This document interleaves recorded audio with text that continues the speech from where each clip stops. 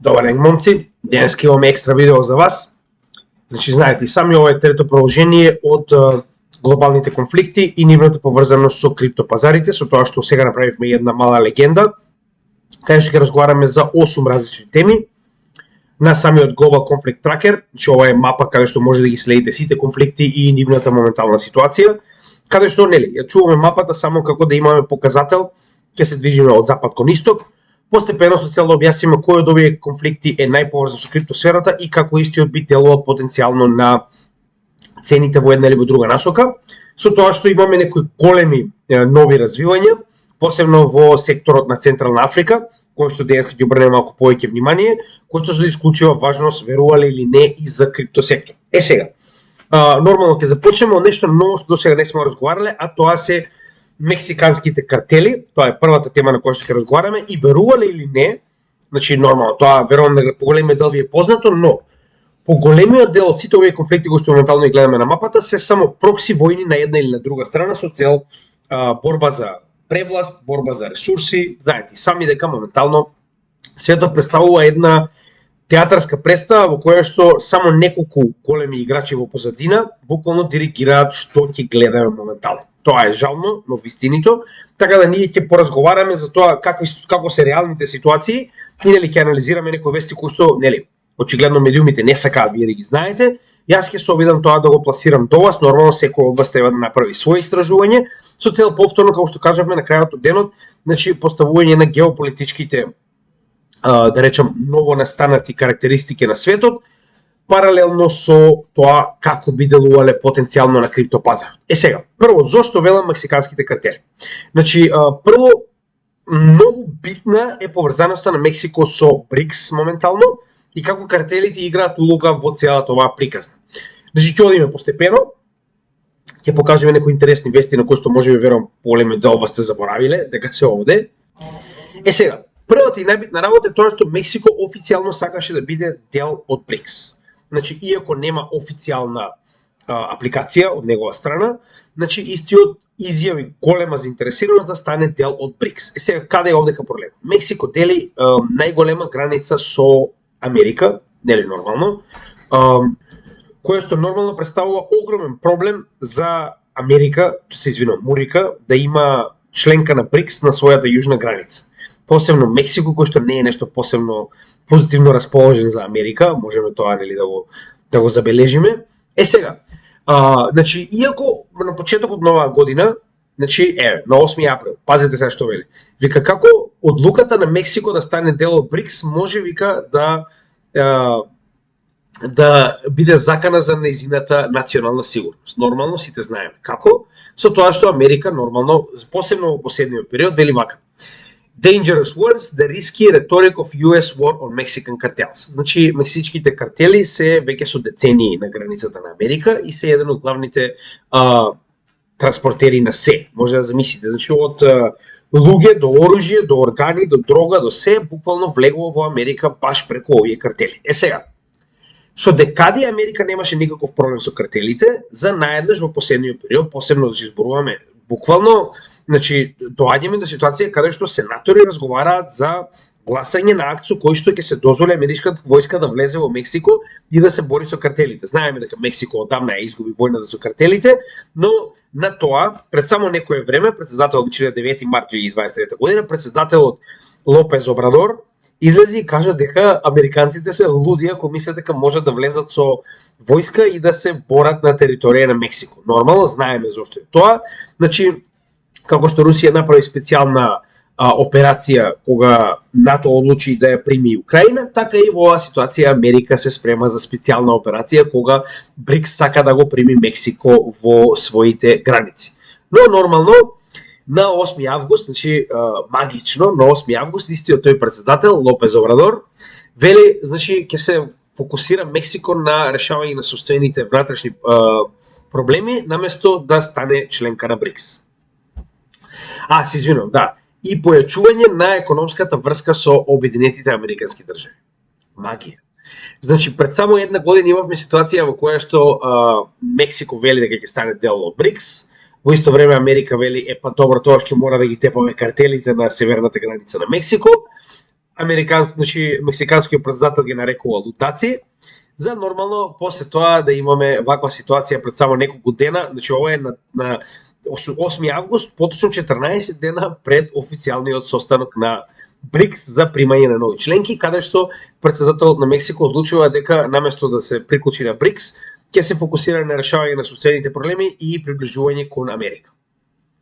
Сватете како сакате, значи нели, ова не е виц, ова се случува, но нели, сите ние го гледаме, така да на крајот од денот ни станува јасно како тоа, ако некој се приближи на НАТО до границите на Америка е проблем, но ако се приближи на Русија, во ред, тоа е демократија. Сега, зошто е битно ова за криптовалутите? Значи, на страна тоа што Мексико во БРИКС ќе значи големо, како да кажам, светско дестабилизирање, поради тоа што апсолутно јас верувам дека Америка следниот ден ќе влезе во Мексико да се бори со картелите. Значи, да бидеме реални. Така да, затоа БРИКС да влезе во Мексико е научна фантастика, исто како што Украина ќе влезе во НАТО, но да го трнеме тоа на страна, значи таквата дестабилизација нормално веднаш ќе делува како на традиционалните, така и на крипто светот, така. Но да речеме дека опасноста е избегната со тоа што еве одлучиле мексиканците пред само неколку дена дека треба да станат поблиску до американците. Значи ова е научна фантастика, јас познавам многу мексиканци, никој од нив не сака да биде близок со американците, но еве претседателот одлучил така со оглед на фактот дека Америка нема вмешани прсти, ова е сигурно демократска одлука на претседателот Лопез Обрадор. Сега. Следна битна работа која што сакам да ја покажам, која што исто така доаѓа од самите картели, е дека картелите почнуваат да стануваат се попаметни и попаметни. Зошто го велам ова? Значи, на страна тоа што моментално картелите, верували или не, поседуваат своји направени тенкови во Мексико и мексичката влада нема практично никаква власт над северниот дел од мексичката територија, ниту пак граница. Значи, да го трнеме тоа на страна. Значи, се повеќе и повеќе картелите почнуваат да се трудат да користат криптовалути. Сега, ваквата поврзаност со картелите и криптовалутите, иако станува збор за минимална поврзаност, значи ние покажавме, ако се сеќавате претходно, сега со оглед на фактот да гледате имаме 10 милиони табови, така да премногу материјали, значи само ќе ме навратам на тоа дека разговаравме претходно за поврзаноста на криптовалутите и нели криминалот. И во оваа ситуација, значи, буквално покажавме дека станува збор за некој минимален процент, како 1% од вкупната количина на крипто, кој што се користи од страна на криминалците, но тоа е реалноста, се користи, така. Сега, зошто го велам ова? Значи, моментално пазите го наслов. Вели, значи, за follow the crypto. Следете го крипто. In this fight against fentanyl, DHS is tracing cryptocurrency used by Mexican drug cartels. Значи, се повеќе и повеќе нормално првенствено со оглед на фактот дека сите држави во светот се обидуваат да го сузбијат кешот, тоа е реалност, не е дали вие сакате или не, тоа е реалноста. Значи во исто време нормално и самите картели треба да се прилагодат. Значи не само картелите, сега зборам општо во светот. Значи ова е тематика која што потекнува првенствено од картелите затоа што моментално се најголемата криминална организација на светот, која што буквално има своја приватна армија. И тоа се повеќе, не е едно, че имате таму Јалиско Нуева Генерасион, Голф картел, Синалоа, тоа се 4-5 големи активни картели плюс еден куп мали, кои што нормално се прилагодуваат на новонастанатите ситуации во светот, каде што нема дали сакаат или не сакаат. Значи они нема да може да користат CBDC за продажба на дрога, така, или нешто и да е. Значи нормално е, веќе најавено, значи моментално фентанил представува најкористената дрога во Америка. Значи Америка нема еден проблем, Америка има 1 милион и еден, во кој што еден од проблемите е преголема користење на фентанил. Значи има цели градови кои што буквално се претворени во The Walking Dead, значи од фентанил. Со тоа што, значи, гледате, сега моментално нивните авторитети, зборуваме полицијата, се обидуваат да дојде до картелите преку следење на крипто. Сега, ова е и позитивна и негативна страна. Зошто? Јас ви кажав и претходно. Посебно криптовалутите представуваат отворена книга, со исклучок на, нели, privacy коините како Monero. Значи, криптовалутите представуваат отворена книга во која што било кој може да биде пронајден ако директно се поврза со одредени криптовалути кои што претходно биле користени за некаква криминална активност. Сега, нас не ни е толку битно што они го користат тоа, затоа што станува збор за премногу мала количина, нас не е битно што одредени институции во светот ќе го искористат ова со цел да го зацрнат името и на некој начин да го забават пробивањето, едноставно адаптацијата на криптовалутите. Сега, јас ќе ве поврзам со еден локален случај, само ќе ви покажам една многу интересна работа, нели, нормално, секој од вас треба да се донесе сопствен заклучок, ова е само за да ви покажам дека и самите криминални организации еволуираат. Значи, нормално е дека ако веќе кешот станува обсолит, не користен, едноставно државите се обидуваат да го елиминираат, картелите мораат да најдат друг начин, така. Значи, ова е верувам случај кој што ви е доста познат, станува збор за криминална организација од Белград. Значи, само ќе напоменам многу интересна работа. Нема да навлегувам во детали, само ќе напоменам нешто и ќе го оставам на вас да размислите што понатаму околу тоа. Значи, ова се зборуваме за најголемата организација за транспорт на дрога во Србија. Србија е централна земја на Балканот, што значи дека поголемиот дел од трговијата на дрога, без разлика дали е наменета за Србија или е наменета за југ или за север, мора да помине низ оваа држава. Што значи дека ова била криминална организација која што е директно задолжена за целата трговија на дрога низ Србија. Така. Сега може да замислите за каква количина на кеш станува збор. Така. Сега, ќе свртиме само да видиме што е запленето. Ова е статија за тоа што е запленето при падот на оваа организирана криминална група. Нели, нема да навлегуваме во тоа колку коли и колку вределе часовниците, значи ова е дел кој што може сами да го прочитате. Најбитниот дел во кој што ќе навлеземе е тоа колку пари се земени и дали тоа вас ви одговара на најголемата криминална група на Балкан. Значи, вака. Ова се часовници, нели, тоа не е ни битно, Значи, во моментот кога се приведени, криминалната организација значи, пазите колку се земени. 31.000 евра, 369.000 денари, што е половина, во македонски би било негде околу 180, што во евра би било пак 3.000 евра, така нешто. 11.000 турски лири, што не знам колку е, маđarски форинти, 250 амерички долари, се заедно не е ни 40.000 евра.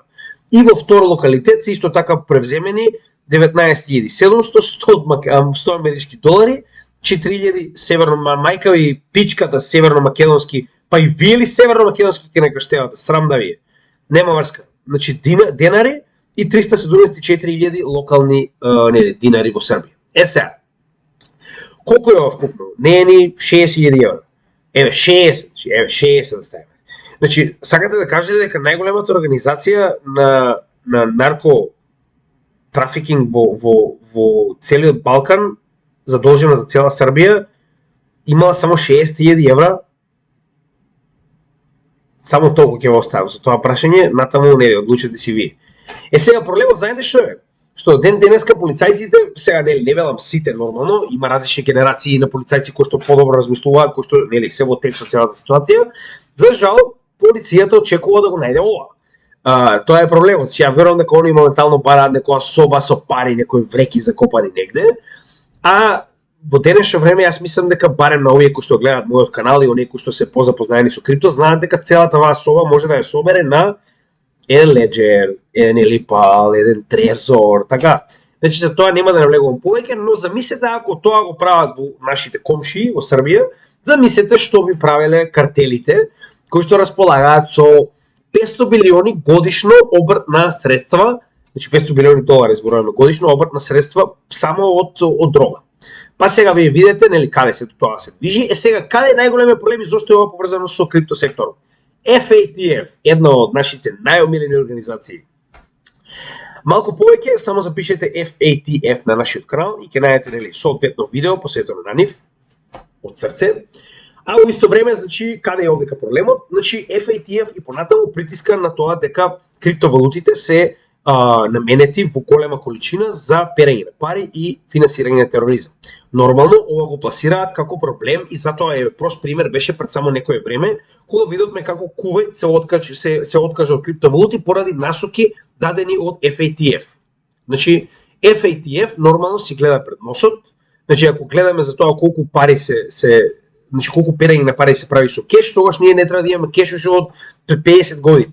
Ако ама 1% од вкупниот маркет кап на криптовалутите е вклучен во криминал, тоа значи дека автоматски крипто е криминал. Не, автоматски крипто представува слобода која што за жал е користена од сите, не само од криминалците, туку од било кој друг физичко или правно лице, но за тоа нели реално на FATF не им одговара.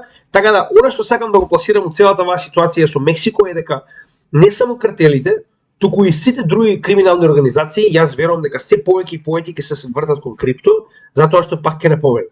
Вие не може да користите валута која што е директно контролирана и следена од страна на државата за криминални активности. А вие мора да најдете начин како нели да се прилагодите на новонастанатите услови. Ово ви го напоменувам затоа што и криминалот ќе еволуира како што еволуираат моментално државите. А каде ќе еволуира ако не е крипто? Колку и да е тоа следено моментално, постојат валути како што рековме дека се Monero и останати privacy коини кои што може да ги најдете кај нас на каналот. Имаме посебна посебно видео во категории за крипто проекти каде што објаснуваме што се privacy коини. Тоа се коини кои што не може да бидат следени на никаков начин. Автоматски, дали ќе бидат privacy коини или ќе бидат миксери, тоа се алатки кои што верувам дека наскоро ќе бидат користени од криминалните организации низ целиот свет, а нормално FATF и останатите тапоглавци ќе го користат тоа за негативна промоција на криптовалути. Тоа е едно од првите работи кои што сакам да исполнам со вас. Реално како држава е поврзана со сета оваа ситуација и затоа сакам да го спомнам на кратко ова со вас. Сега, реална негативна или позитивна страна од Мексико не е само тоа, дека големите институции како FATF и како Bank of International Settlement и останатите ќе користат тоа како сентимент дека ете гледате, крипто е криминална ситуација и дека тоа нормално ќе забави адаптацијата. Тоа е една од главните работи кои што за жал Мексико ќе предводи во оваа ситуација. Втора држава за која што ќе поразговараме е Куба. Многу битна држава во оваа ситуација, сега ќе кажем зошто. Куба исто така има голема желба да стане дел од БРИКС, но се уште официјално нема поднесено апликација. Сега, зошто е толку битна Куба? Куба е државата која што е најдолго време под санкции, веќе 29 години, поради вклученоста на Куба во ладната војна во која што американците им било, на русите им било дозволено да стационираат нуклеарни оружја, е буквално под ембарго веќе 29 години од страна на вашите омилени муриканци и мои, нормално со помош на Израел. Од целата земја и од сите вклучени земји во Обединетите нации, 184 гласале дека треба ова ембарго да се запре. Куба е буквално под целосно ембарго за било каков тип на продукти. Колите им се уште од 60-тите и 70-тите години само затоа што не е дозволено никој да направи увоз во оваа земја поради страв дека Америка ќе стави ембарго и на вас. Во 2021 година, негде на крајот, 23 јуни, јас го следев ова гласање, кога повторно, Мурика и Израел, затоа што овде треба да има едногласна одлука, Мурика и Израел беа единствените држави против и моментално Куба е повторно и понатаму под ембарго на санкции на Америка. Зошто е ова битно? Пак се навраќаме. На страна од тоа што ви покажува колку е демократски светот и колку треба и понатаму да сакате Америка, во исто време ни покажува и дека Куба, исто како и криминалните банди, нормално, и државите кои што се под ваков тип на санкции, мораат да најдат начин како да функционираат. Првата опција им е БРИКС, затоа што БРИКС, ќе кажеме на крајот, представува буквално дефиниција за дедоларизација и дефиниција за деамериканизација и деевропеизација на светот, кој што јас многу го почитувам. Вие знаете, верувам до сега. Сликата позади исто така помага околу тоа, а дополнително на сето тоа можеме да напоменеме дека исто така, ако веќе не сте членка на БРИКС или ако тоа е премногу долга процедура или не знаете дали опште ќе се слуши, што ви останува, тоа се криптовалутите. Зошто го велам тоа? И Куба исто така поседува и користи криптовалути и стануваат се помодерни, се посакувани со тоа што веќе Кубанската централна банка им дала легално користење на територијата на Куба и моментално се во преговори за да дадат лиценци за менувачници кои што ќе почнат да работат во оваа земја. Нормално, зошто? Веќе експертите, ние не знаеме, ама и експертите ни кажуваат дека Куба со тоа се обидува да ги надмине санкциите на Америка. А што треба да прави? 29 години се под санкции само за тоа што така им текнало на американците. Што треба да прави? Вие кажете ми, вие како нормални граѓани на овој глобален свет, што треба да прави? Да чека на Израел и на Америка да им текне дека треба да ги трнат ембарго? Катастрофа, нема врска. Во ред, ме разбирате што сакам да кажам. Ова што ви го покажав до сега, како криминалните организации, но така и одредени земји кои што се неправедно под одредени санкции и ембарга и што издам, Значи, дополнително ми покажуваат дека криптовалутите се излезу. Зошто го велам тоа? Се враќаме на тоа што нашиот крал постојано го пропагира. Влада вас не може да ви забрани користење на крипто. Ма не може, не да го банира, што сака да му направи. Не може, како ќе ви забрани? Како ќе ви каже вас не смеете да поседувате биткоин? И добро, не смеам. Имам, што правиме сега? Како ќе ми го земеш? Значи владата нема никаков пристап ниту до мрежата на биткоин, ниту пак може да го панира, ниту да го блокира, ниту да ви го одземе ако вие сами не им го дадете. Така. Истата ситуација овдека ние и со овие држави. Они се свесни дека Америка може да плаче, да кенка, да досаѓа, да провоцира, што сака да прави и повторно не може ништо да направи околу тоа ако вие одлучите да користите криптовалути со друга држава со цел размена. Много едноставно. Куба сега почнува да купува од некоја друга држава во криптовалути. Купува од Иран. Двете се под санкции. Како ќе, значи не можеш повеќе санкции да ми ставиш. Сите санкции си ми ги ставил. И сега почнувам да користам криптовалути. Ние постојано го кажуваме тоа, но овој пат, иако тоа не им одговара на западњаците, тоа е реалноста. Нема дали сакаат или не сакаат. Па така се вртат работите. Сега моментално Куба ги користи криптовалути со цел да ги надмине санкциите на Америка. Но се користат се повеќе од секојдневни луѓе. Се разбираме? Значи, вие не може да пратите пари во Куба, ниту надвор од Куба, ама може да пратите криптовалути. Ако вашите роднини живеат во Куба, скоро и да нема начин како да им пратите помош. Ама може да им пратите Етериум, се разбираме. Втора ситуација слична на оваа, нормално, ние Венецуела. Венецуела исто така има веќе аплицирано за членка на БРИКС, која што треба да се разговара сега на 22 август, за тоа потоа нормално, но битниот дел со Венецуела, кој што нормално повеќето верувам дека го знаат, е дека има исклучиво висока инфлација. Од каде доаѓа сето тоа, верувале или не? Повторно од вашите драги мориканци, тие што седат на кале, кои што поради целосно повторно санкции кои што се воведени на Венецуела, нормално венецуелската влада немала никаква друга опција освен да продолжи да принта пари со цел да може некако да проба да спаси економијата, со тоа што гледаме дека на месечно ниво инфлацијата за жал таму е повеќе од 200, 300, 400 и понатаму проценти. Така да во оваа ситуација вас не ви останува да користите локалната валута, што друго ви останува освен да користите стейблкоини со цел да може да тргувате. Во Венеција имаме масовно користење на стейблкоини, што значи дека се користи крипто секојдневно. Значи за било каков тип на трансакција се користи крипто со цел да можете да функционирате. Вие не можете да функционирате во држава каде што имате 400% месечна инфлација. Така да уште еден начин на кој што државата нашла буквално целосно корисност за своето општество преку криптовалутите да ги надмине како мориканските санкции, како не знам кој друг не е санкциониран, сите во светот се санкционирани само мориканците. А од друга страна и да ги надменат домашните проблеми од тип на голема инфлација. Така да Венецуела наскоро се надевам дека ќе биде членка на БРИКС, на тој начин голем дел од овие санкции ќе исчезнат, нормално, со оглед на фактот дека вие ќе имате еден куп нови партнери кои што не ги занима дали Америка ви ставила санкции или не, тоа е сосема друг блок кој што едноставно работи за себе и луѓето тргуваат помеѓу себе, барем овие држави, во сопствените валути. Што значи да имаме дедоларизација и имаме целосно одбегнување на санкциите. Но во меѓувреме, верувале или не, криптовалутите се овде да го спасат денот за Венецуела, се извинувам. Сега одејќи од запад кон исток, нормално следни би ни биле најбитните конфликти моментално, а тоа ни е Централно-Афричкото подрачје, кој што моментално е ново жариште и нова, за жал, потенцијална светска војна. Сега ќе објасним малку повеќе околу тоа. Значи има доста да се објаснува, така да за овој дел би било добро да се концентрирате малку со оглед на фактот дека ова е кризно подрачје од како постои историјата. Значи во моментот кога влегле европјаните, нормално погледнале што се има во Африка и одлучиле да си останат. С тоа што не забораваме дека вака изгледа Африка во однос на нивните сопственици. Значи, само една интересна работа да напоменеме во однос на цивилизација. Значи, можеме да погледнеме на мапа овде, само на кратко.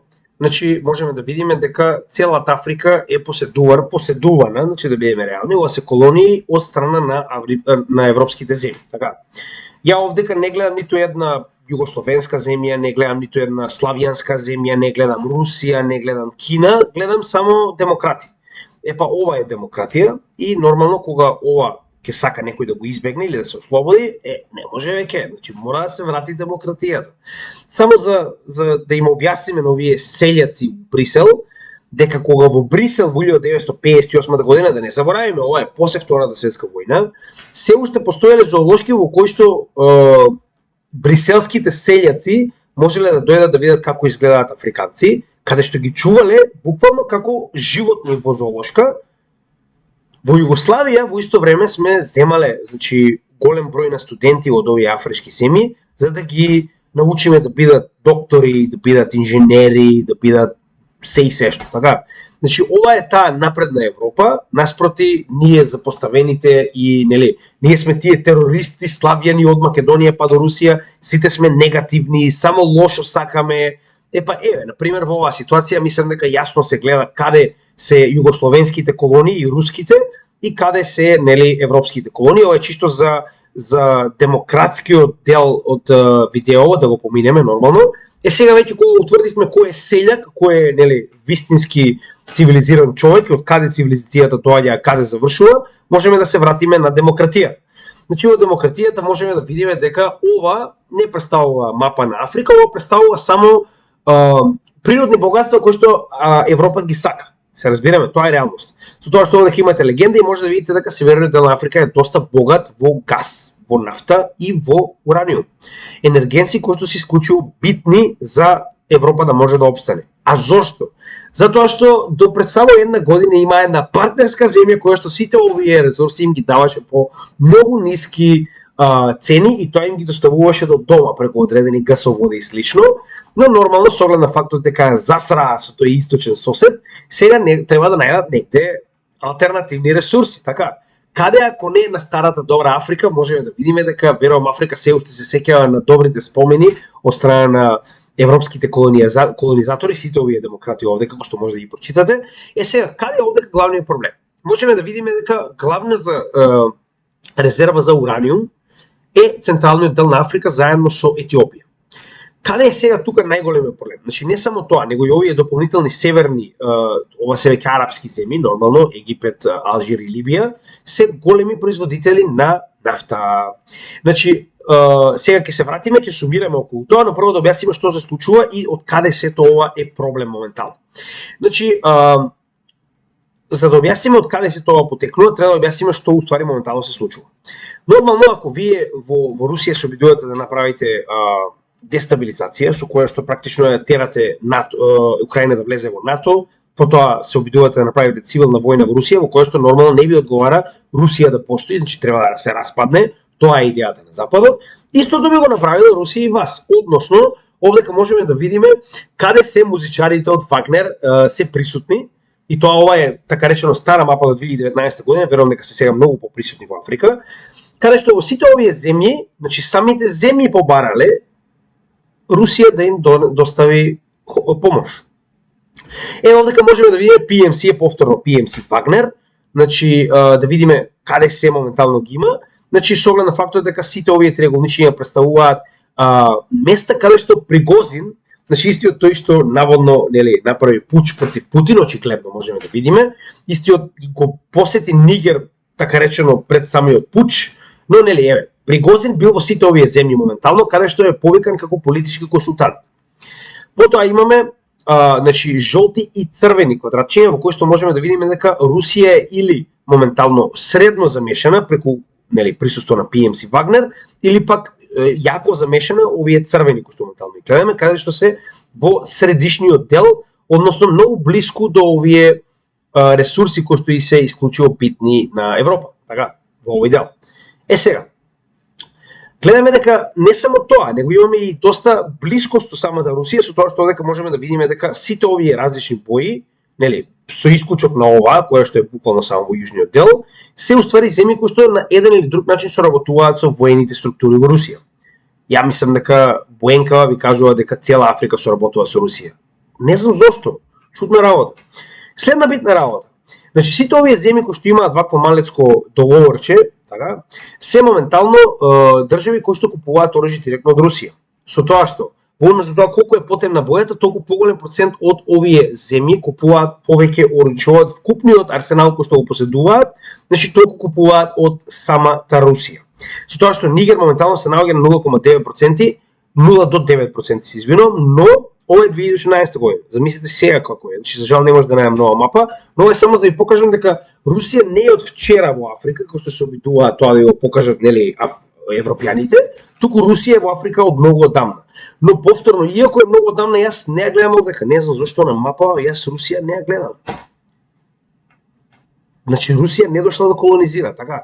Сега, на страна од сето тоа, значи дури гледате дека имате и Russian Mercenaries, што повторно представуваат самите PMC Wagner и други останати групи, но битниот дел кој што мораме да го забележиме е дека моментално имаме големи нереди помеѓу ЕКОВАС членките. ЕКОВАС членките представуваат членки на западниот дел на Европа, кои што ова е така речено бивши француски колонии, че можеме овдека да погледнеме, сето ова што моментално представува ЕКОВАС е уствари бивши француски колонии.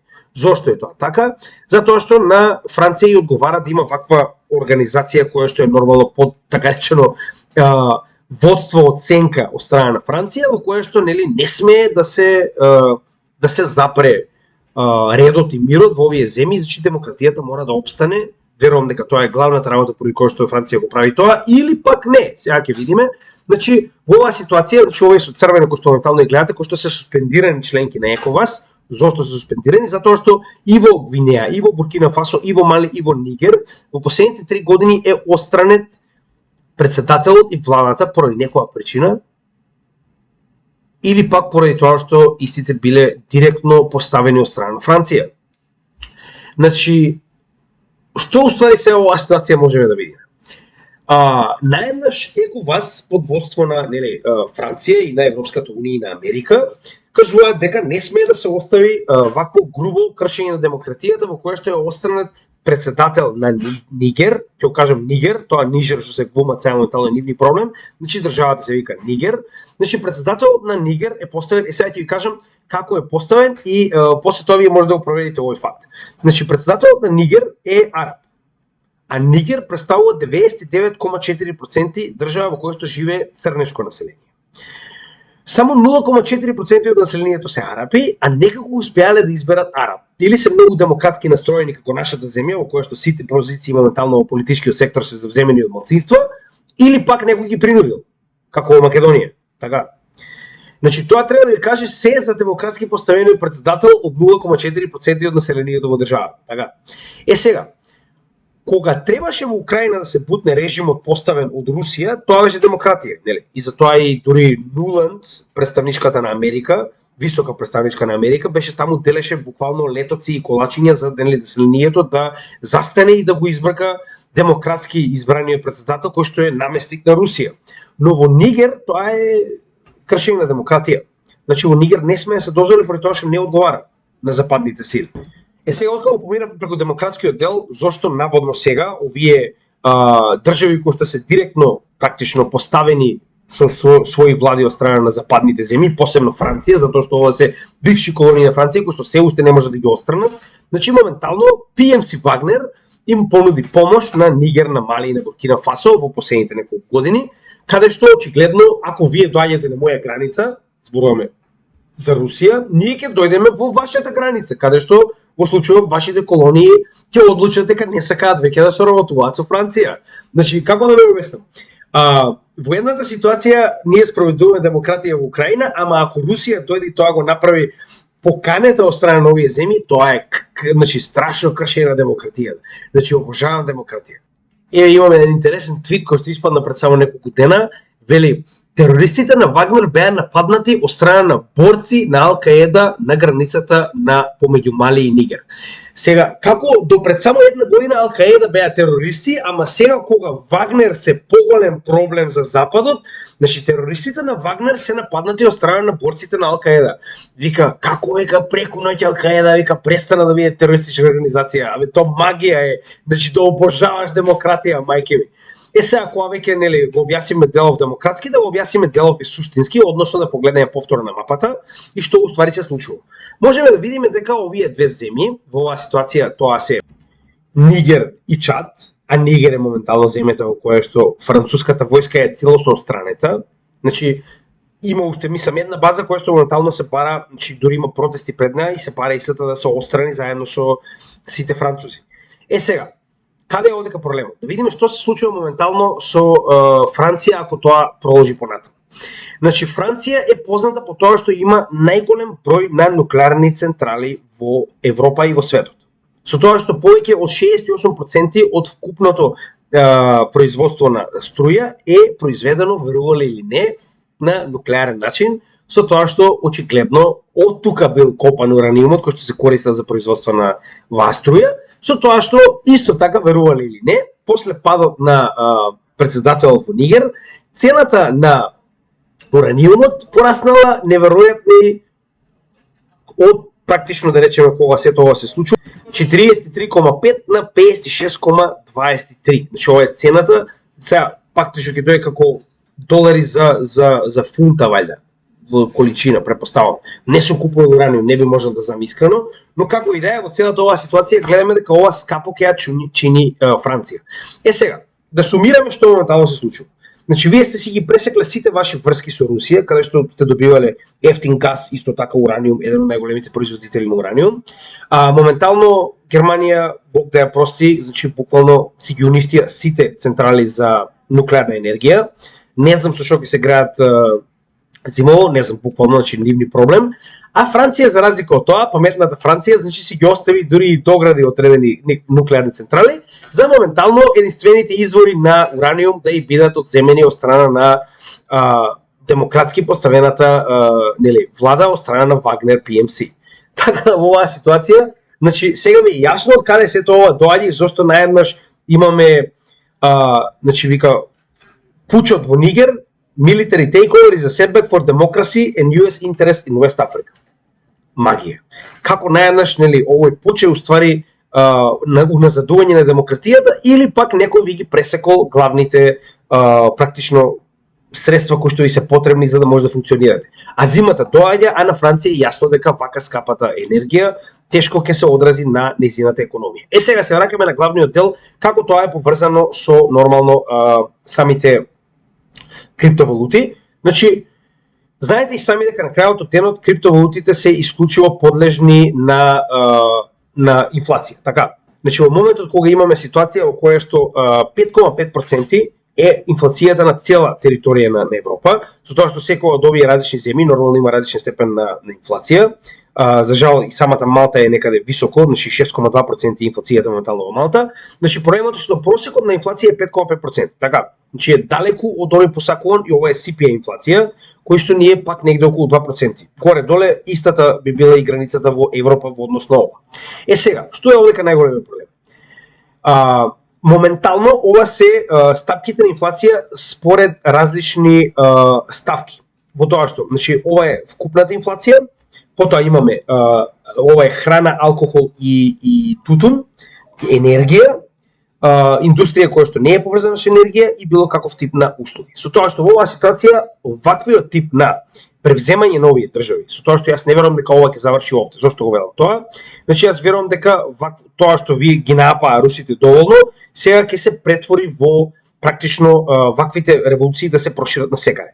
Значи моментално имате блок на држави кои што е директно да бидеме реални, директно поддржан од страна на Вагнер и Русија, со тоа што сигурно ќе им биде доставено и оружје и поддршка се што е потребно, исто како Сирија, со цел да биде задржан овој бастион на слободни земји и на тој начин да биде запрен и понатаму овој бесплатен воз кој што оди кон Европа со сите овие ресурси, се разбираме.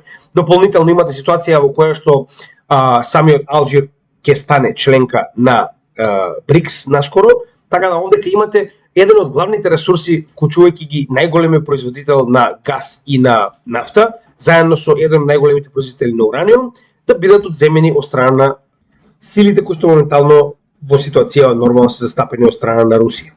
Сега, што е главната ситуација која што овдека може да предизвика на некој начин потрес врз криптоцените?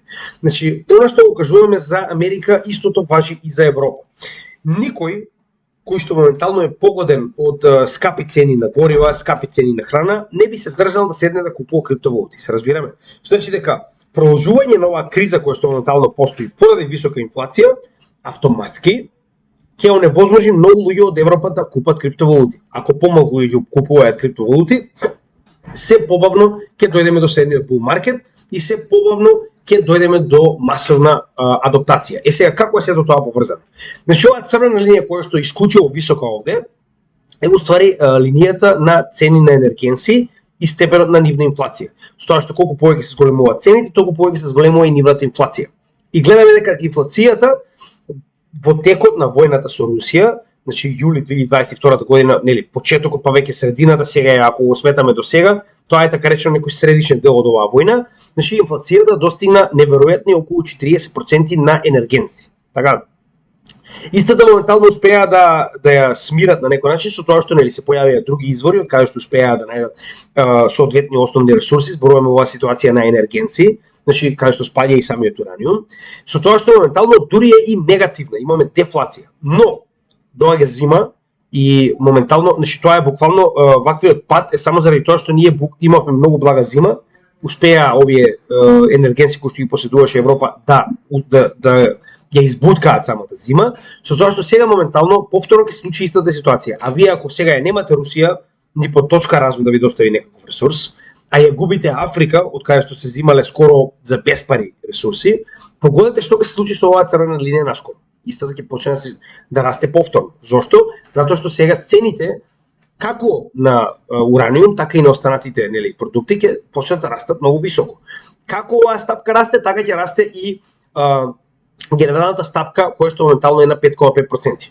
Колку повисоко е ова, нормално доаѓаме до следниот чекор, а тоа е дека Централната банка на Европа, како што е Федералната резерва во Америка, и понатаму ќе продолжи и овдека по 9-ти пат ја практично зголемува рейт хайк каматната стапка, со тоа што моментално значи самите Европска централна банка се стигнати до 4,25% моментално, се извинувам на тој го немаше на самиот на самата статија, морав да го најдам повторно. Значи моментално се стигнати до 4,25% рейт хайкс со цел да ја намалат оваа инфлација до посакуваното ниво од 2%. Со тоа што очигледно гледаме дека Америка со своите рейт хайкс прво практично си намалуваат својата инфлација, за потоа нели така речено лагирачки тоа да успеат да го постигне и Европа.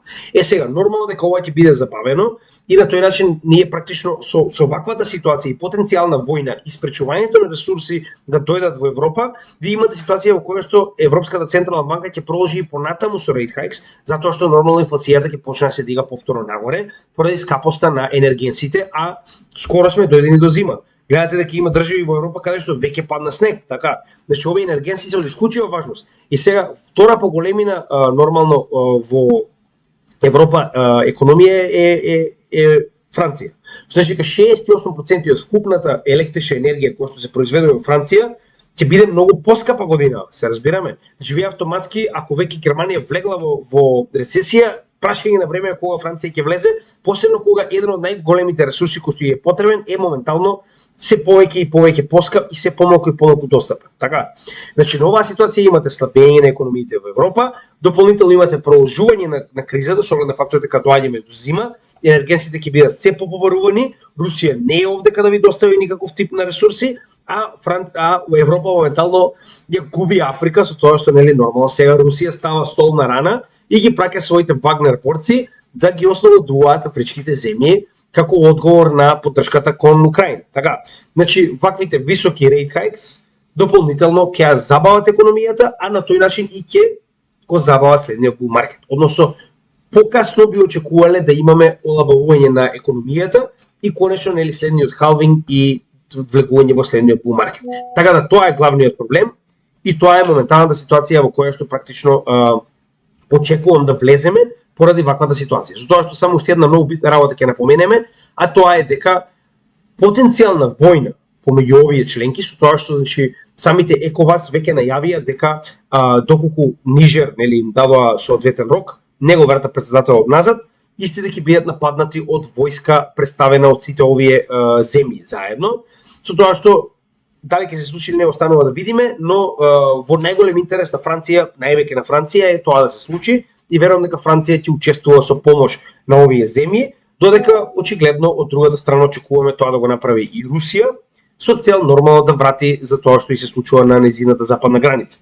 Дали ќе се случи или не знам, но првенствено во оваа ситуација, како што кажавме, самата ситуација со тоа што забавувањето на ресурсите од Африка кон Европа ќе ја забави економијата во Европа, ќе ја зголеми инфлацијата и ќе ги задржи ECB со високи rate hikes, на тој начин ќе го забави потенцијалниот средниот bull market, значи ќе се одложи така речено, а во исто време ваквијата војна генерално, значи дополнително знаете и сами дека секогаш кога се отвара некоја нова војна, посебно кога станува збор за голем конфликт во кој што се вклучени повеќе земји, може да предизвика директен пат на пазарите поради нестабилност.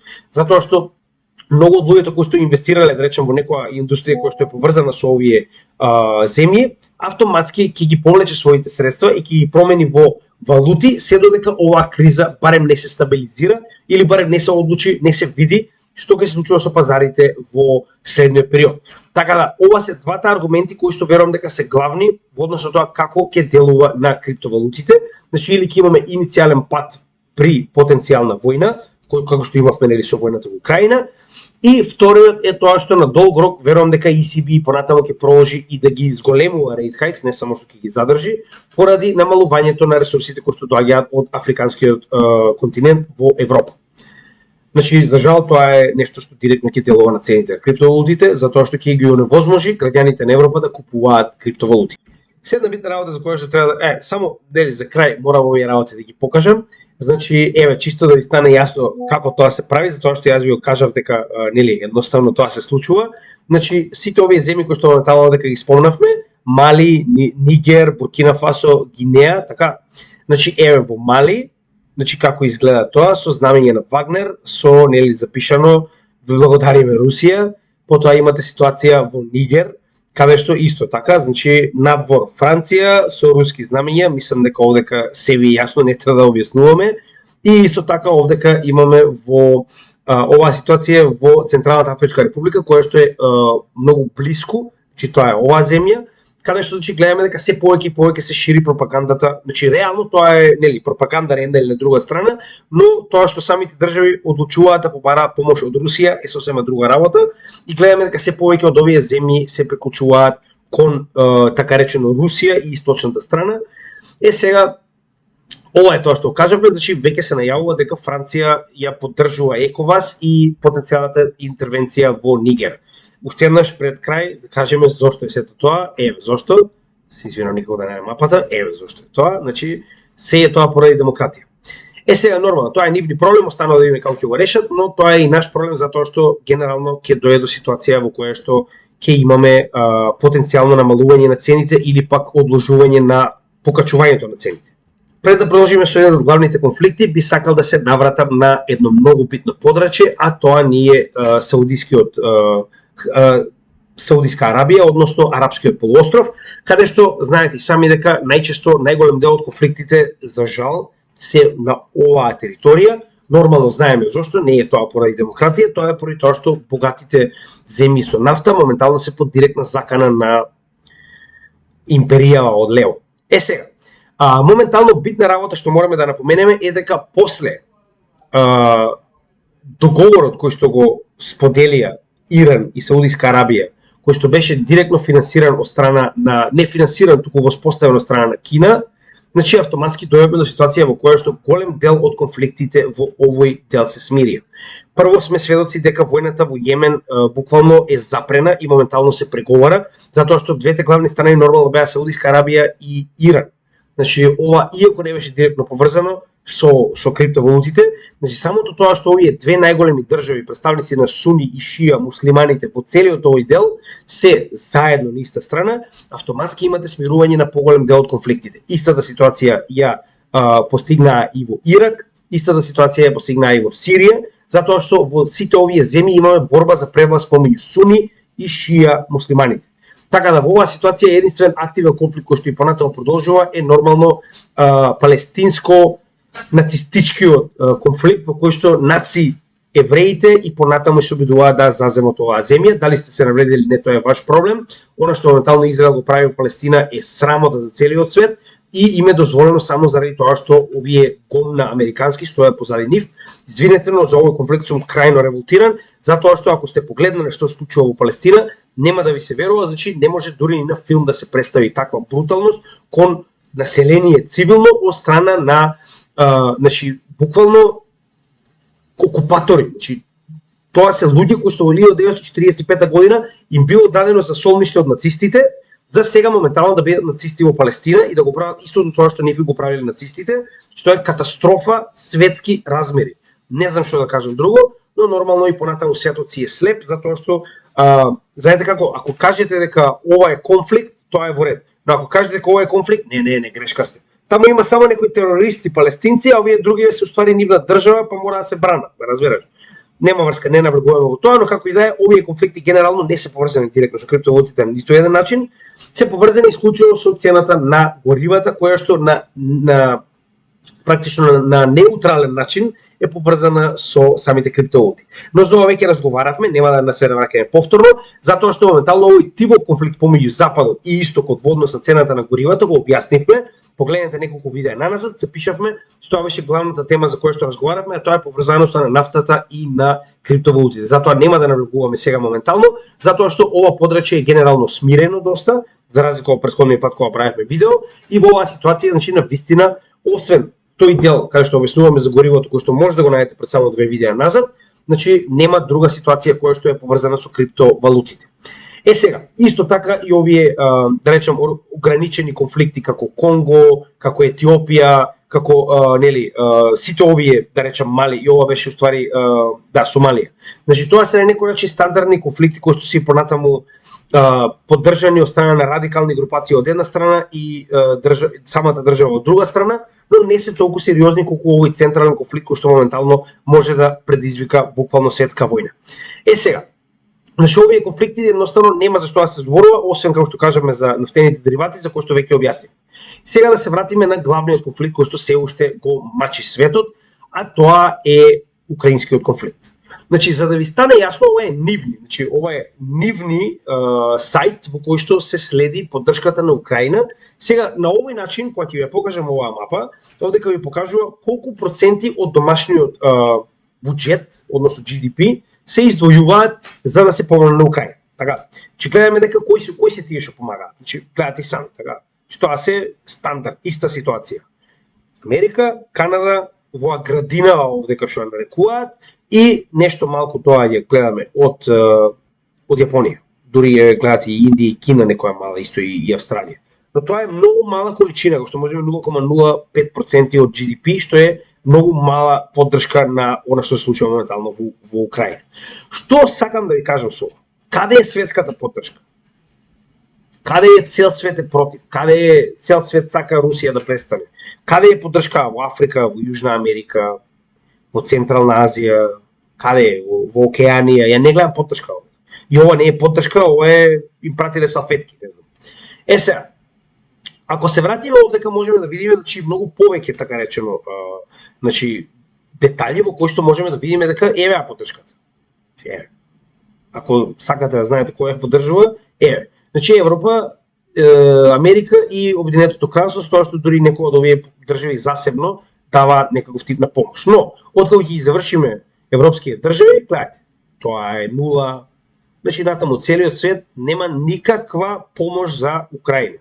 Значи мене ми е многу жал за тоа што ги истрчаа и ги натераа да бидат жртвено јагне, но за жал статистиката официјално ви покажува дека целиот свет не му е галев што се случува во Украина, освен на тие кои што се погодени, а во оваа ситуација која е тој НАТО LGBT пактот. Сега, битна работа која што сакам да ви ја напоменам во оваа ситуација е дека целата оваа помош која што моментално е дадена на Украина не може ни малку да помогне во тоа како ќе заврши војната.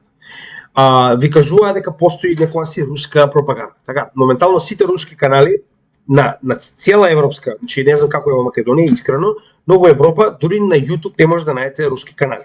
Се е забрано, значи се е блокирано, ги нема на кабелска, ги нема на интернет, не може да ги најдете на ниту една страна, освен ако тоа не е VPN, значи преку VPN да гледате што се случува таму. Така да јас нема да користам вести од Русија, ќе користам вести од Западот. Така.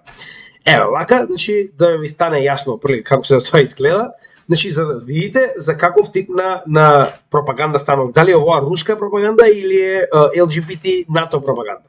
Значи, погледнете овдека, ова е вест од 11 септември 2022 година, кога се кажува дека Русија е готова, значи не може да проложи, нема доволно resupply challenges, значи не може да достави муниција, нема доволно муниција. Повторно за неколку месеци, декември 2022 година, вели Русија иснемува, нели, соодветна муниција и ќе мора да користи, не знам, 40 годишни стари зрна за муниција. Да видиме понатаму, повторно, значи ова е од март 2023 година, значи воената интелигенција, односно нели контраразузнавање на Обединетото кралство вели дека Русија само што не иснемала артилерија и на Русија иснемува артилерија од почетокот на војната и се уште иснемува. Значи се уште иснемува, а додека наеднаш сега конечно гледаме реалната ситуација во која што CNN верувале или не. На 18 јули вели и Америка и НАТО, значи Америка и НАТО, не само Америка, веќе има проблем со критична муниција која што ја нема во доволен обем за да може да биде доставена на Украина.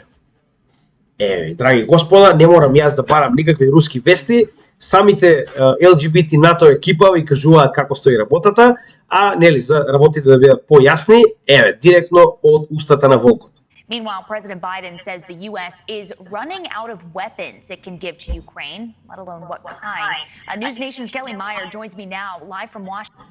Значи може да го изгледаме и целиот артикал, нема да смени ништо, каде што и самиот сенилен, Гериатрија Џо кажува дека принудени се да пратат касетни бомби кои што се забранети со Женевска конвенција за војна, но нормално Европа мижи, целиот свет мижи, нема проблем. Кога немаме друга муниција, можеме и забранете муниција да ја дадеме на Украина, иако тоа е против правилата на војна, која што они ги попишале, иако Америка не е пописник на Женевската конвенција, но Европа е. И сега, значи, тоа е дозволено кога треба да се помогне на Украина. Ама ако Русија го направи тоа, ќе биде, гледате, они се вакви, они се такви. Значи, сакам да ви кажам дека на страна тоа што очигледно веќе немаат муниција, че не можат ни тоа што го произведуваат да успеат да стасаат за дневното користење на муниција од страна на Украина, за да може да ги задржи русите. Арно, ама, нели, Русија кај да е ки снема муниција.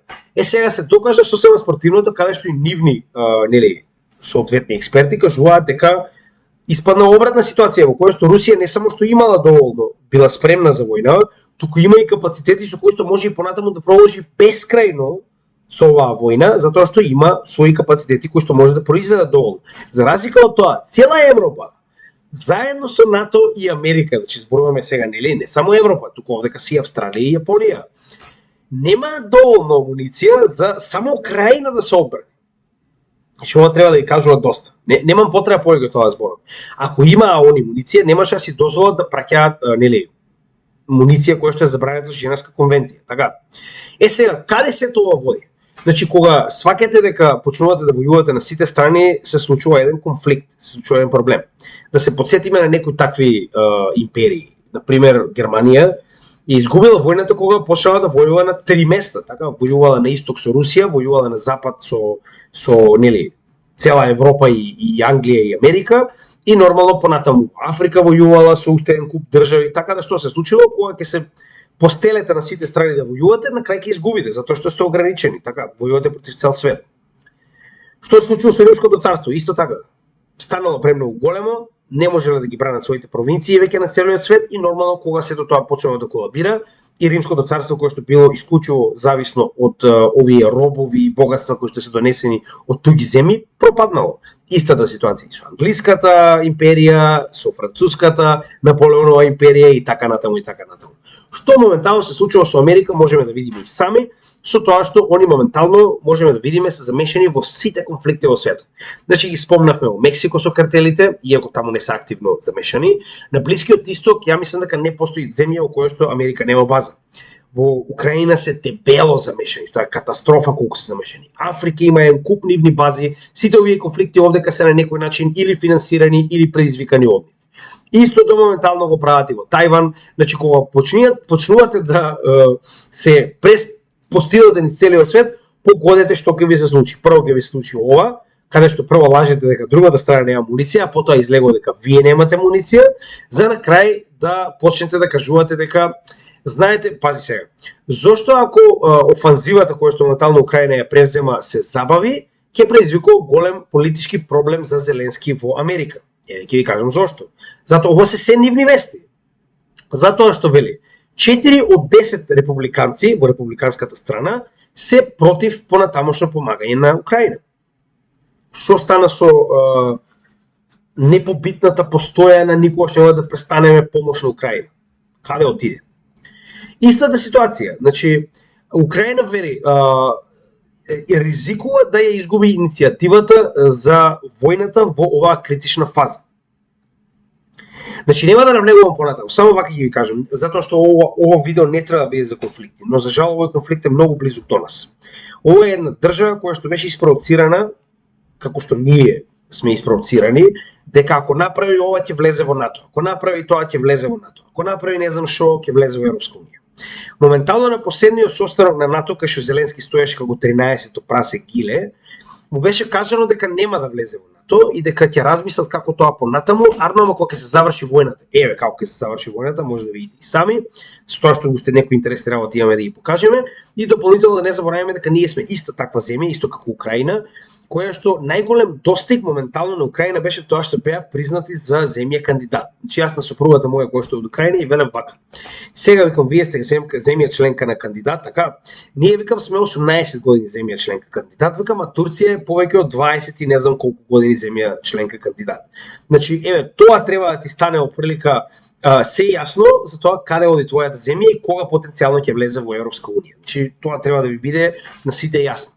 Сега, да не заборавиме, јас секогаш сакам да потсетам зошто сето ова се случува и каде сето ова води, односно многу битна работа е да напоменеме од каде целата оваа ситуација и зошто толку се војува во Украина. Еве ќе ви кажам, значи овој од лева страна представува висок представник на владата во Америка и ова што моментално го кажува, јас постојано ќе го пуштам за да не заборавите зошто е оваа војна. Оваа војна не е дури ни за ресурси.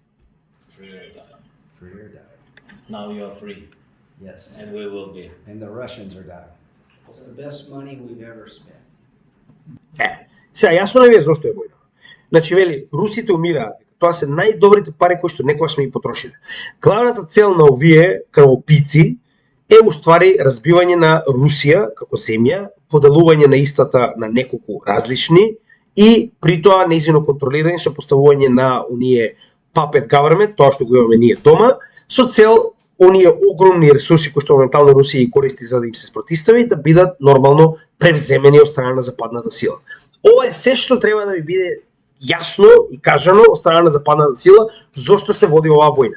Значи моментално во последните 2 месеци, иако се ова неофицијални информации, тоа се информации од страна на западот, повеќе од 60.000 украинци се убиени директно на фронтот, на страна од цивилни жртви, на страна од се. Ова се 60.000 мртви.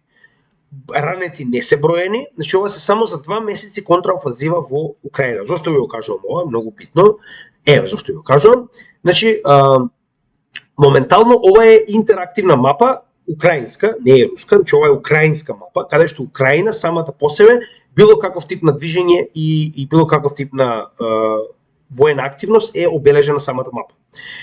Ова се истите граници на офанзивата пред само 2 месеци кога истата да започне. Не успеа да земат ниту 3 километри. Уште пожално е тоа што моментално не само што не успеа да земат, туку моментално русите почнаа да прават контра на контраофанзивата и се движат кон Купјанск.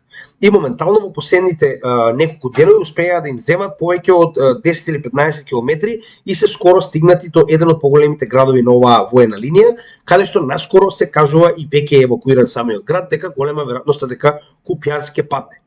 Сега, значи зошто е сето ова битно и како ова сето поврзано со криптовалутите, да се навратиме на главната ситуација, значи крај на војната со Украина ќе биде исклучиво добар момент за сите пазари, не само за криптовалутите, за сите пазари. Зошто тоа така? Затоа што на еден или на друг начин ќе имаме стабилизирање на сите овие ресурси кои што доаѓаат од Украина и од Русија. Без разлика како ќе се задржи, значи да не шпекулираме на тоа како ќе се заврши војната, иако мислам дека сите знаеме како ќе се заврши војната, посебно со оглед на фактот дека значи само да ви покажам, ова е предофанзивата. Значи предофанзивата тоа е 22 февруар 2023 година. Значи се разговара на западот како Украина вика ќе го превземе Кримскиот полуостров. Еве колку успеале да превземат, че ова е Кримскиот полуостров, Украина не успеала да се приближи ниту до првите борбени линии, нели, соодветно подготвени со ровови и слично. Значи ова е сигурносната зона во која што буквално се уште држат целата украинска армија, иако имаат 60.000 жртви. Значи не зборам за тенкови, не ме интересира. Значи има некои статистики дека станува збор за повеќе од 25% од целата техника што е испратена на Украина, е веќе уништена, но тоа не е битно. Битно е дека 60.000 словени се мртви поради ќе повторам уште еднаш, ако не ви е јасно. The best money, Russians are dying. the best money, They're dying. the best money, They're dying. the best money. Јасно ли ви? Ете, тоа е поентата. Ќе се борат до последниот украинец за да се ослаби Русија колку што може повеќе. Но во оваа ситуација тоа е бумеранг, како што можеме да видиме, и се врати многу повеќе од колку што очекуваат дека ќе биде. Значи они, гледаш, си рачунаат дека ќе го земе Крим наскоро, значи за неколку месеци ќе бидат тука на сунчање, се разбираме. Па испадна нема да бидат. И сега што е интересното? Ова забрзано со недоволна муниција од страна на Западот, кој што не може веќе да ја достави на Украина, забрзано со масовни мобилизации кои што завршат на насилен начин из цела Украина, каде што луѓето веќе не сакаат да бидат мобилизирани. Значи нема поента да видите топовско месо. Се разбираме? Значи ќе дојде до ситуација во која што прашање на време е кога оваа армија ќе претрча преку целата оваа територија. Не е тоа дали ја сакам да биде една или друга страна. Битно е дека тоа е реалноста. Значи моментално ситуацијата покажува дека Европа не може и понатаму да продолжи да се справува со собствените проблеми на инфлација, недоволни ресурси, кои што моментално во оваа зима многу добро ќе ги погодат. Дополнително на сето тоа, како ќе продолжите да снабдувате држава која што треба да брани една огромна граница од најголемата војска во светот. Тоа е она што треба да ви биде јасно. Така да прашање на време кога оваа војна ќе заврши, за жал нема да заврши во корист на украинците, тоа е повеќе од јасно. И пак ќе кажам, дали ќе заврши на една или на друга страна, тоа е многу битно сега, затоа што крајот на оваа војна првенствено ќе ги олабави двете земји да можат да продолжат и понатаму нормално да ги доставуваат своите ресурси. Главните ресурси кои што моментално се главен проблем не е нафтата, туку е житото. Затоа што една од главните житници во светот е Украина, а нормално таа е втора по производство, прво по производство е Русија. Со тоа што овој ресурс многу помага во зголемувањето на инфлацијата. Колку е поскапо житото, не помага, туку на некој начин е негативна страна. Толку поскапи се цените на житото, толку е повисока инфлацијата и се враќаме повторно на ситуацијата со урениумот. Значи едноставно сите овие земји немаат друг избор освен и понатаму да прават rate hikes во секоја од своите земји со цел да пробаат да намалат оваа инфлација која што е предизвикана поради високите цени на ресурси кои што доаѓаат од земји кои што се буквално преокупирани со војна. Се разбираме?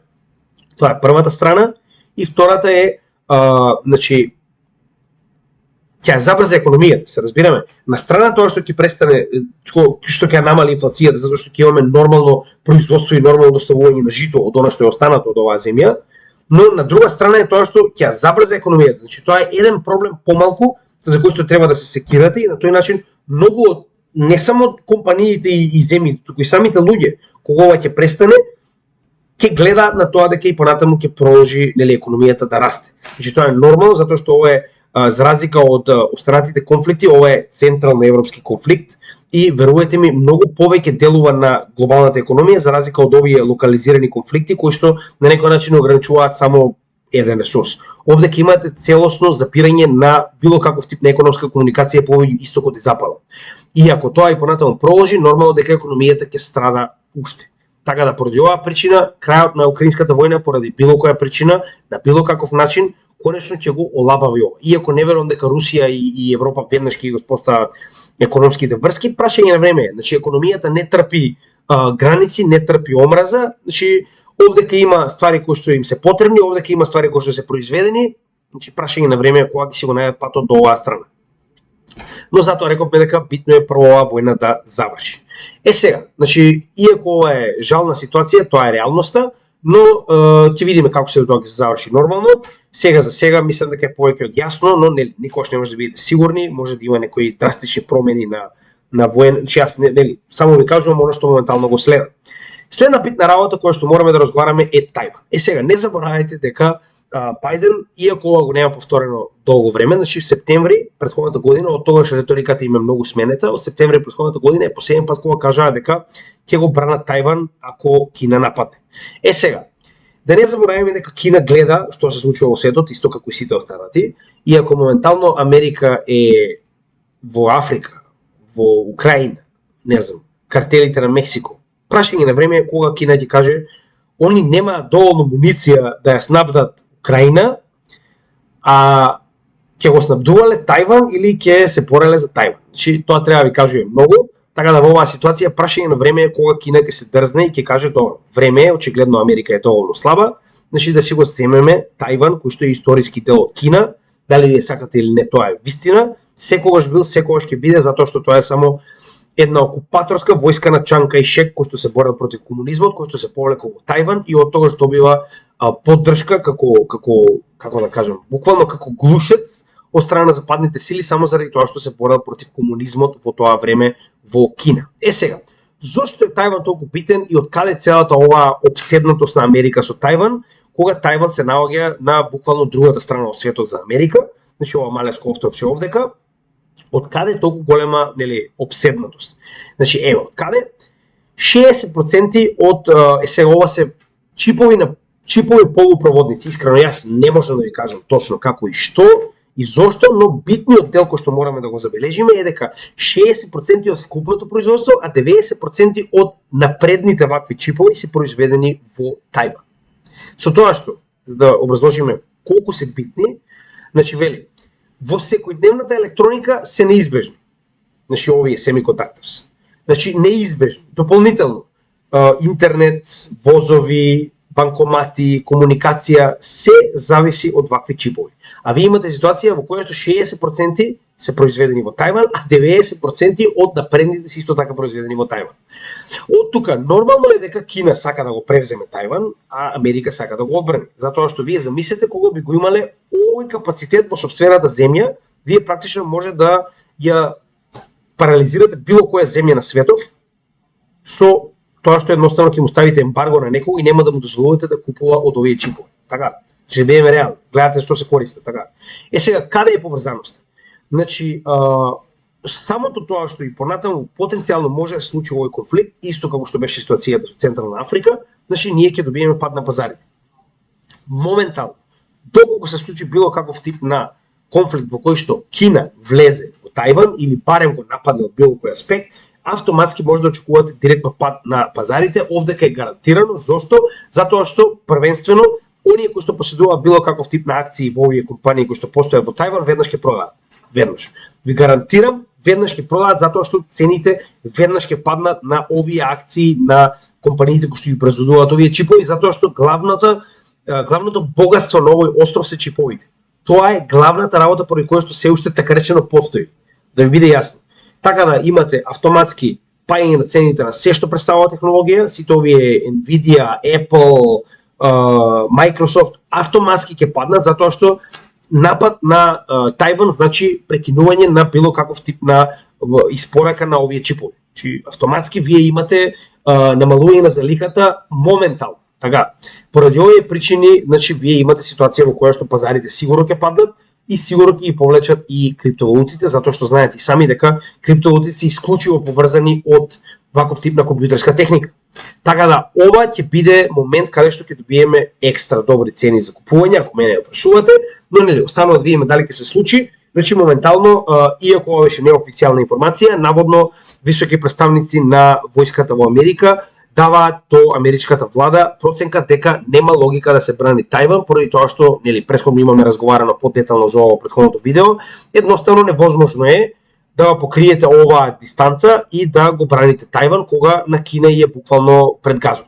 Че да бидеме реални, така да било каков тип на војна во Тајван ќе биде многу потешка за разлика од Украина, каде што имате локални вазали да ви доставуваат се што е потребно. Овде ќе имате море, што е многу поедноставно да се спречи било каков тип на испорака во Тајван, така да поради ова мислам дека ќе се одбегне овој конфликт, но останува да видиме. Битно е да бидеме свесни дека ако се случи, директно ќе имаме пад на цените, тоа можем барем 98% да ви го гарантирам. И последната и најбитна тема е моментално БРИКС. Сакале или не, тоа е реалноста. Сега многу битна работа која што сакам да ја напоменам пред да продолжиме и понатаму е тоа што јас верувам дека моментално ваквите немири кои што моментално ги гледаме во Африка се директно и еден дел резултат затоа што ако имаме немир во Африка, поголема веројатност е дека БРИКС ќе се фокусира на некои други теми како стабилизирање на ситуацијата во Африка отколку на она што моментално треба да се фокусира, а тоа е неговото проширување. Сега, значи, реалноста во светот е таа, дека постојат две струи. Имаме прозападна струја, каде што имаме еден, султан во Вашингтон и имате вазали, спахи тука во Европа, и имате друга ситуација во која што имате 5 рамноправни членки, да бидеме реални. Никогаш нема бидат рамноправни, секогаш Кина и Русија ќе бидат напред, посебно Кина, но тоа не го менува фактот дека секој од нив има право на збор.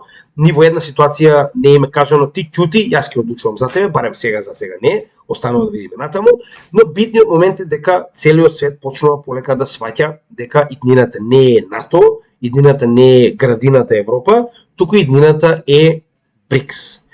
А тоа е потврдено и со овие 23 членки, значи ќе ги прочитаме, кои што моментално треба да стапат во сојузот на БРИКС. Значи Алжир, Аргентина, Бахрейн, Бангладеш, Белорусија, Боливија, Куба, Египет, Етиопија, Хондурас, Индонезија, Иран, Казахстан, Кувајт, Мароко, Нигерија, Палестина, Саудиска Арабија, Сенегал, Тајланд, Обединетите арапски емирати, Венецуела и Виетнам. Тоа се официјалните држави кои што гледаме дека аплицирале во текот на 2022-2023, оно што јас ви го кажав, че поголемиот дел од овие членки, тоест потенцијални членки, аплицирале буквално во крајот на претходната почетокот на оваа година. Зошто е тоа така? Затоа што БРИКС нуди нешто што западните сили никогаш нема да го понудат. Западните сили секогаш ќе гледаат овие држави како потенцијални колонии, ништо повеќе, и за разлика од тоа, БРИКС ги гледа како рамноправни партнери. Барем сега за сега. Како ќе се одвива понатаму работата, не знам. Сега за сега БРИКС представува соодветна рамнотежа, дури многу поголема сила од овие западно ЛГБТ НАТО екипа. Како и да е, останува да видиме. Значи јас пак ќе напоменам, подобро е оваа страна каде што барем има шанса за некаков тип на мултиполарност, отколку таа другата страна каде што единствено што може да бидете е вазали, а нашата земја е прост пример за тоа. Мислам дека не треба да ви кажувам. Сите македонци кои што гледаат нашиот канал знаат точно што зборувам.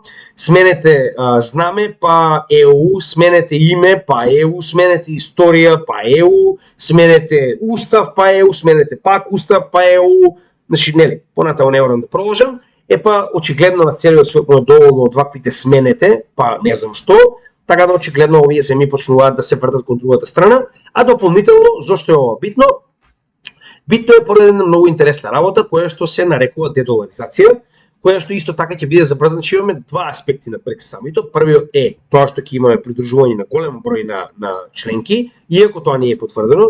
Значи официјално според агендата ќе треба овие 5 основни членки, Бразил, Русија, Индија, Кина и Јужна Африка, да се договорат на кој начин и како ќе биде проширена унијата. Со тоа што колку што знам, сега за сега Египет веќе има добиено полноправно членство, само тоа треба да се објави, така речено, на овој самит. Сега дополнително, значи откако ќе биде утврдено како ќе се проширува и кога ќе се проширува, нели, БРИКС, следна ситуација е да бидат примени овие членки кои што веќе, нели, имаат аплицирано некое време, а дополнително, значи, иако беше најавувано доста долго, официјално нема да имаме значи разговори за нова БРИКС валута, која што понатаму сигурно ќе ги имаме. Значи, New Development Bank е своевидно како самиот монетарен фонд и Светската банка. Значи New Development Bank, односно новата девелопациона банка која што се наоѓа во Шангај, е буквално банка на БРИКС, која што за разлика од овие други помага без никакви обврски. Другите пара, нели, ен куп обврски од типот на ќе оставиш вој председател, на оваа млцинство ќе му дадеш воа, не смееш да користиш криптовалути, ќе ти ги земеме вие рудници и шуми. Така и ИМФ дава значи кредити, за разлика од тоа, сега за сега барем, оваа нова развојна банка не го прави тоа. Сега, зошто е тоа битно? Затоа што новата развојна банка во Кина е уствари онаа која што највеќе работи на потенцијална нова БРИКС валута. Во меѓувреме се најавува дека сите овие нови членки и стари членки помеѓу себе ќе тргуваат во сопствени валути. Што значи дека доларот ќе оди да биде официјално тоа што секогаш бил, а тоа е зелена тоалетна хартија. Така да, ова ќе го забрза процесот на дедоларизација, како новите членки, така и оваа ситуација во која што имаме значи работат на нова. Значи не е тоа дека нема да има, работат, потребно е време. Исто како што еврозоната не доби евро преку ноќ, беа потребни 10 години за да биде имплементирано еврото. Така да и во оваа ситуација станува збор за многу поголема унија. И овдека можеме да видиме како ќе изгледа мапата откако ќе биде примени новите членки, иако овдека за само дел од нив, за жал не се ставени сите, но замислете кога сите овие ќе влезат, тогаш ќе видиме што ќе се случи со НАТО, LGBT заедницата, но нели останува да видиме.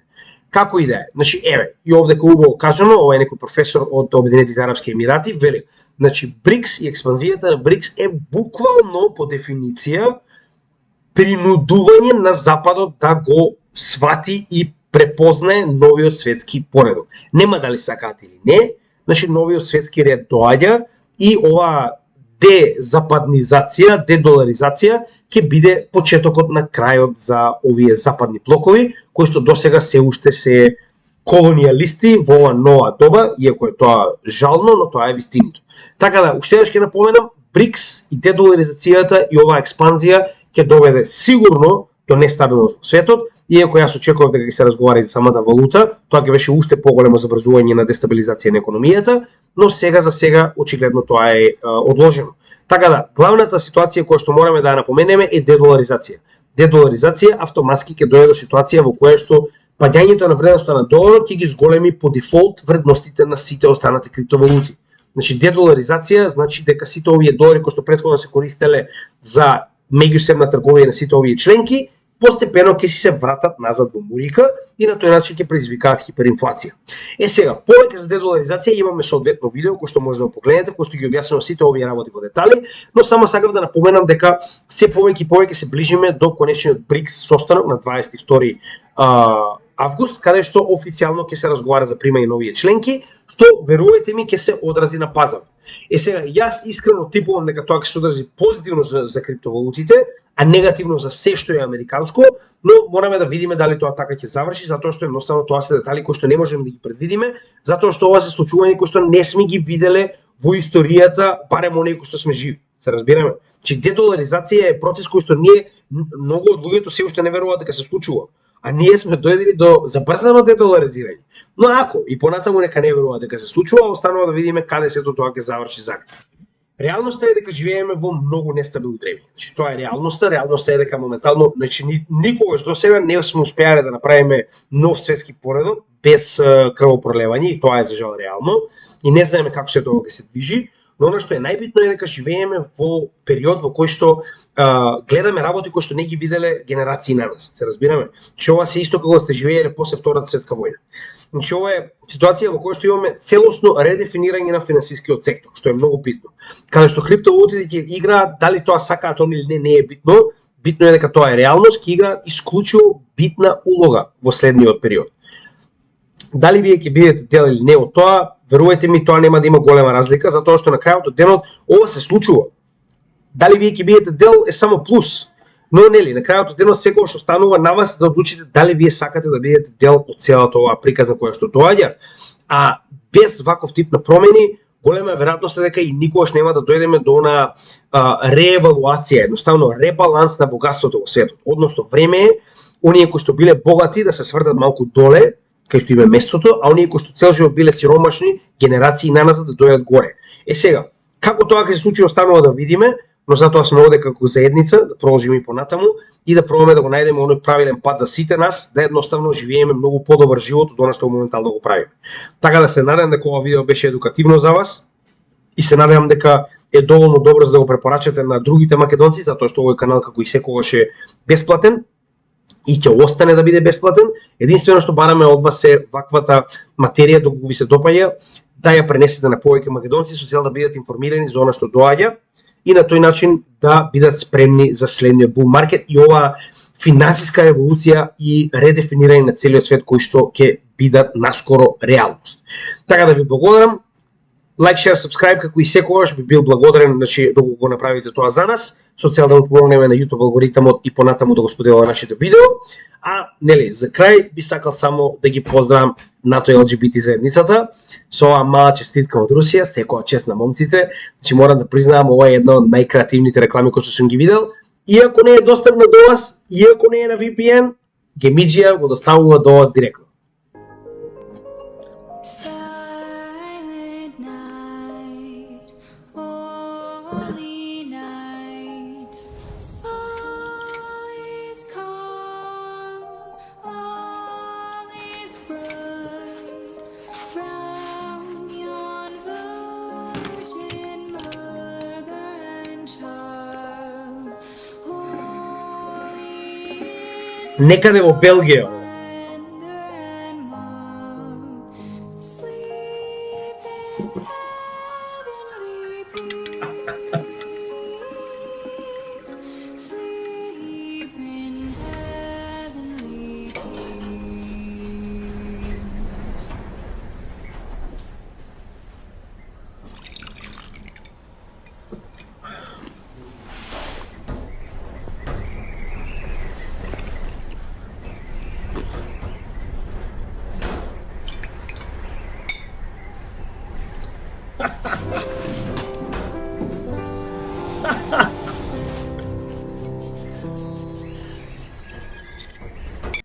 Ето, така, момци, значи тоа е се што имам да кажам во однос на ова видео и се надам дека ќе не гледате во следното. И само за крај, во вторник имаме, ќе гледам да го направи порано, но вторник претпоставам дека ќе биде направено, во однос на тоа како Америка се обидува да одбегне, не одбегне, туку одложи така речено рецесија и на тој начин нели да ја задржи економијата фиктивно позитивна и јака со цел да помина следните председателски избори.